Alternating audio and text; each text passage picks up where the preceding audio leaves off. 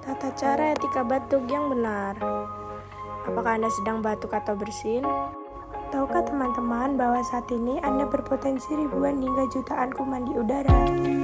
Kalian dapat mencegahnya dengan melakukan etika batuk dan bersin secara benar. Berikut langkah-langkah etika batuk dan bersin yang benar. Yang pertama, saat kamu batuk, jangan lupa selalu menggunakan tisu untuk menutupi hidung dan mulut.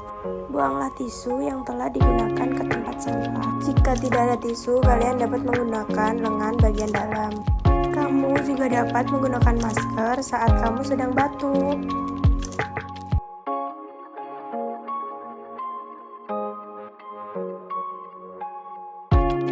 Dan segera menggunakan cairan antiseptik berbasis alkohol atau mencuci tangan menggunakan air mengalir.